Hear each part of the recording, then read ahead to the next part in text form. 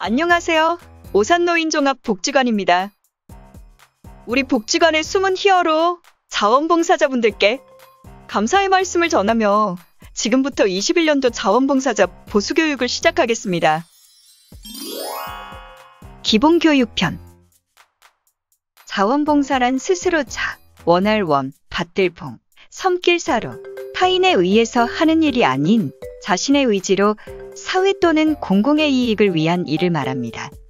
자유의지라는 뜻을 가진 라틴어 volunteers에 유래되었고, 자원봉사자라는 영어 단어 volunteer는 보로 의지라는 뜻을 가진 단어에서 나왔습니다. 즉, 자원봉사자란 자유의지를 바탕으로 사회봉사하는 사람을 뜻합니다. 정리하자면 자원봉사자는 누구라도, 언제라도, 어디서라도 시작할 수 있는 활동입니다. 그렇다면 이러한 자원봉사는 왜 필요할까요? 먼저 사회복지기관 측면에서 바라보겠습니다. 첫째, 서비스의 질적 향상을 위해서. 지역 주민들이 복지 욕구가 커지면서 기관에서 제공하는 서비스의 양이 증가하고 있는데, 한정적인 인력과 가중된 업무로 대상자에게 제공되는 서비스의 질이 떨어질 수 있습니다. 이때 자원봉사자에게 일상 업무를 분담하여 사회복지사가 대상자에게 제공되는 서비스에 집중할 수 있도록 해줍니다. 둘째, 다양한 자원을 연계하기 위해서. 도움이 필요한 곳은 많지만 모두 찾아가기에는 인력도, 자원도 부족한 상황입니다. 이때 자원봉사자와 협력을 통해 다양한 요구에 효율적이고 효과적으로 부응할 수 있도록 합니다. 다음으로는 개인적인 측면에서 바라보겠습니다. 첫째, 욕구 충족과 건강 유지를 위해서. 자원봉사활동을 통해 만족스러운 여가활동과 자기실현을 이룰 수 있고, 또 활동적이고 다양한 관계를 맺으며 신체적, 정신적, 정서적 건강을 유지할 수 있습니다. 둘째, 학습, 교육적 측면의 강화입니다. 재능 기부, 전문 봉사활동을 통해 새로운 기술을 학습할 수 있게 하고 이미 가진 기술을 더욱 발전시킬 수 있습니다. 자원봉사는 6가지의 특성 아래 수행되며 이 특성에 근거하여 자원봉사로 인정됩니다. 첫 번째, 자발성. 자신의 의사로서 시간, 재능, 경험을 도움이 필요한 이웃과 지역사회 공동체 형성에 아무런 대가 없이 활동하는 것. 두 번째, 지속성. 자원봉사활동에 참여하게 되면 일정 기간 동안 지속성과 정기적으로 봉사활동에 참여하는 것. 세 번째, 무보수성. 경제적 보상과 관련되는 것으로 자원봉사활동에 금전적 대가를 받지 않는 것. 네 번째, 공익성. 이웃과 지역사회 내에 산재하고 있는 문제를 해결하여 삶의 질을 향상시키기 위해 활동하는 것. 다섯 번째, 비정파성. 개인이 가지고 있는 정치적인 성향을 나타내지 않는 것. 여섯 번째, 비종파성. 어느 종교에도 편중되지 않고 봉사에 임하는 자세를 갖는 것. 즐겁고 뜻깊은 자원봉사가 될 수 있도록 갖추어야 하는 자세.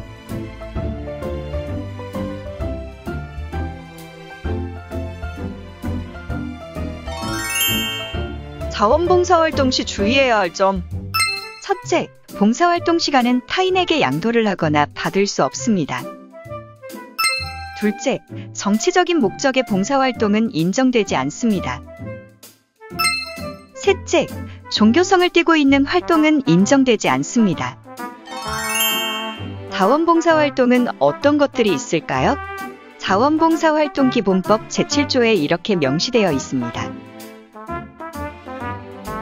우리 복지관에는 이런 봉사활동이 있습니다. 식사배달, 임의용, 상담, 경로식당, 행정업무 보조 등 다양한 활동이 있습니다. 안전하게 자원봉사활동하기.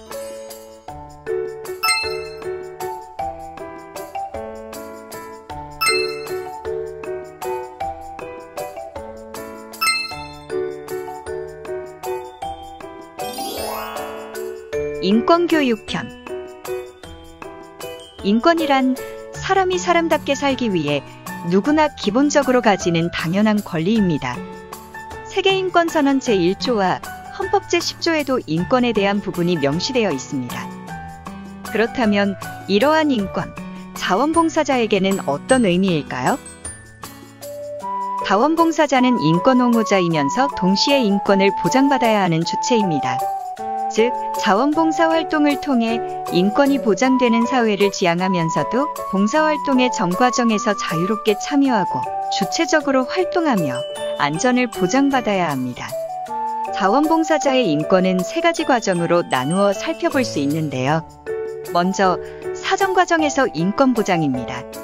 사전과정이란 봉사에 관심을 갖고 관련된 정보를 탐색하고 이를 준비하는 단계입니다.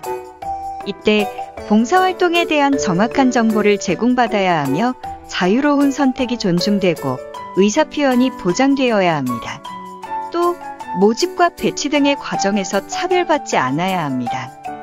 아래에 있는 예시를 한번 읽어보며 곰곰이 생각해 봅시다.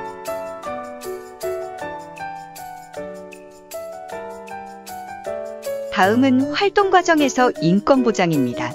활동 과정은 봉사활동을 결정하고 수요처가 배치된 이후 자원봉사자가 안전하게 활동할 수 있는 환경을 보장받는 단계입니다. 이때 자원봉사활동 장소의 안전이 확인되어야 하며 휴식 시간과 공간이 확보되고 공지되어야 합니다. 또 모든 폭력으로부터 보호받아야 합니다. 아래에 있는 예시를 한번 읽어보며 곰곰이 생각해 봅시다. 마지막으로 구제 과정에서의 인권 보장입니다. 구제 과정은 인권 문제 발생 시 이를 구제하기 위한 것으로 체계적인 절차 내에서 이루어져야 합니다.